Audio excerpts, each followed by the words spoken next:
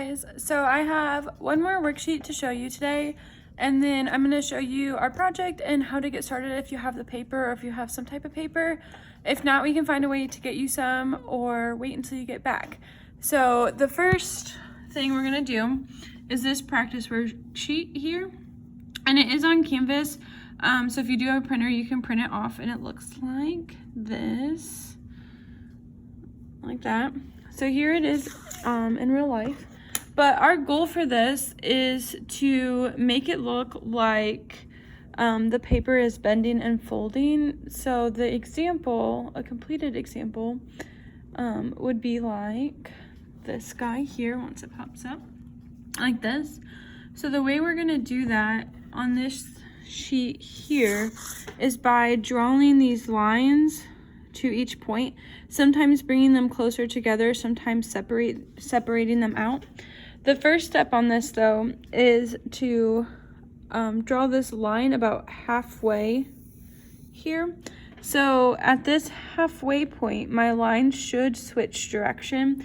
So you can see here on this example how these lines are mostly going in this downward direction, and then as I get halfway, they start kind of coming up. They can still go down, that's totally fine, but now they are also, especially here towards the bottom, moving in an upward direction. If you don't do that, you kind of lose the illusion that it's a piece of paper being like crumpled and pulled. So with this, I would suggest starting with this side here. These are just straight across.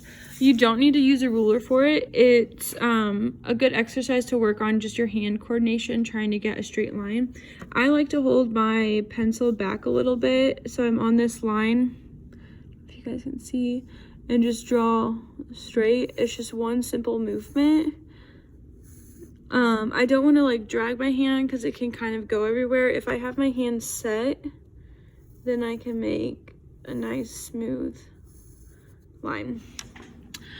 These ones here is where you're going to try to practice making it appear like it's popping in and out. So each one of these will line up with a point over here. You can do it by going down a row. I have an example on here at the very bottom of all this, where I started off by going across, doing them all across, and then just by filling in a row and then working on the next row and so on until I got this whole thing. So this here is a direct example of what your project is going to be. So for our project, we are creating this optical illusion line drawing, and we're doing it a little bit differently than what I have on the directions here, but by not by much. So the paper is 12 by 18, 12 inches across, 18 going down. You can also do it horizontally, which is what this one is. So this would be the 18 going this way, 12 going this up and down. Step one though would be you're going to work on dividing your paper. So if you're doing it vertical, you would have a 1/2 inch here and a 1/2 inch here. So I would measure up here, measure down here, and then draw this straight line.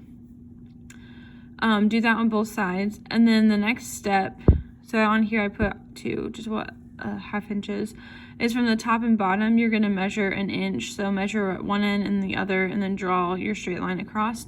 And you're gonna be doing this in pencil, and I want you to draw as lightly as possible because we are going to erase all the pencil lines at the end. So this here, this 1.5 inches, you're gonna measure, the 1.5 inches is from this line that you already drew out. If you want to make it easy on yourself and not measure a 1/2, you can just start your measurement here at the edge of your paper and measure into 2 inches. That is totally fine. So whatever works best for you. If you want to measure from the line you drew, it would be 1.5 inches. From the edge of the paper, it would be 2 inches. And then the last step here is this is the part I changed. So we're going to mark every line on the ruler. So instead of every 1/8, we did every 1/8, there weren't enough lines to make the illusion super realistic. So instead we're going to mark every every line on here. So these ones that are even in the black, you would mark, and you're gonna mark that on the first line and then the third line, because this is where our straight part is gonna go. And so this is my example here, and this is with every line marked.